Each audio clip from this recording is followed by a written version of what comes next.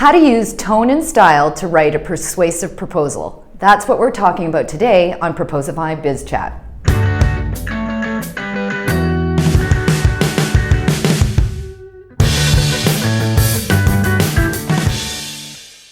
Hi, I'm Jen Faulkner, Head of Content here at Proposify. And one of the things we hear a lot from our customers about proposals is writing a proposal is just super painful.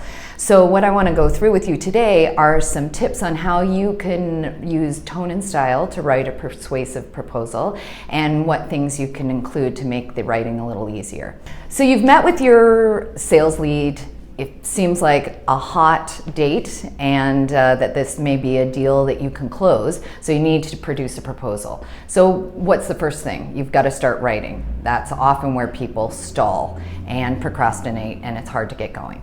But really what you want to do if you think about writing your proposal is you need to be credible, you need to demonstrate your expertise, and you need to kind of illustrate what your working style is so that they have a sense of what it's going to be like working with you and your team. So the first thing you want to do is think about tone of voice. And the most important thing that you want to do is really connect emotionally with your target audience, because that's how people make decisions. As we often know in business and brand, that emotional connection is what's going to be the tipping point compared to your competition. So you really need to think about your target audience and what they want to hear from you, what might offend them, what's going to get them excited, what things are going to really tip them in your favor. One of the big things you want to make sure you avoid doing is sounding condescending in your tone of voice. So while you want to position yourself as the expert, so you want to have an expert tone of voice in your proposal, you want to make sure you're not talking down to your customer, because at the same time, they're the expert in their industry. So you just want to balance that out a little bit. The next thing you want to do is answer the question why. So I've seen so many proposals where the business just talks about themselves the whole time, me, me, me, me, me, and they don't address the issue of why. So you want to use the proposal and answer the question why. Why should the customer choose you? Why are you the expert in this? Why is your solution going to solve the problem? Why are they going to enjoy working with you? Why are your results going to be the ones that they're looking for? The next thing you want to do is be persuasive. So there's an old copywriting technique that has been around for a long time that a lot of people use, and it's the problem, agitate, solution. And I like to think those classic as seen on TV commercials are the perfect thing, where in black and white they show you the problem and life is terrible using this kind of saran wrap that doesn't work. You cut your hands. And that's terrible. And then the next thing they show is how life can be so much easier with this magical saran wrap, and life is in full color again and everything's great, and then they show you how to order this magical solution. So you want to think about that in writing your proposal. So you want to start with the problem and really demonstrate that you understand what the problem is.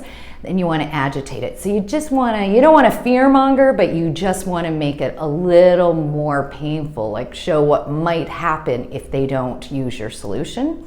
And then you come in with the solution. So then you present what your company can do for them that's going to make everything great. The next thing for proposals that's really important, and in all writing, is plain language.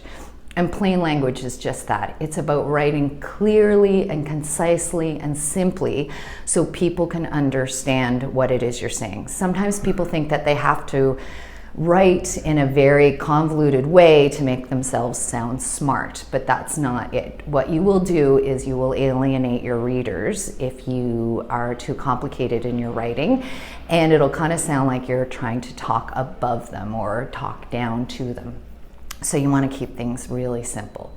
So there are 7 things that you need to keep in mind when you think about plain language. So the first thing is use concrete words. So for example, you want to use words like report, not instrument of communication. So again, you just want to be really simple. Don't use a whole bunch of fancy words, just get to the point.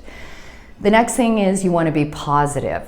So try and avoid using negative words because they can be misinterpreted. So for example, you might say, "We can't not do this proposal." If someone was just skimming that, they'll see the word can't and not and assume like, oh, this is bad. So instead you would say like, we have to do this proposal. And it's more to the point and it uses positive words. It changes the feeling of it. The next thing you want to do is keep things really simple. So don't use a whole string of words. Don't say it has to be determined. Just say about. Just use the word, a simple word, and it'll get the point across. So now, the fourth thing you want to think about in plain language is using the active voice, not the passive voice. So the passive voice can make it ambiguous who's doing what action and who's responsible for what. And especially in your proposal, you want to make it very clear who's doing what, who's responsible for what roles. So for example, you might write a line like, an online campaign was developed that was very successful. Well, who developed the online campaign? It's just vague. You want to be more impactful by saying, our team of digital experts developed a campaign that had successful results.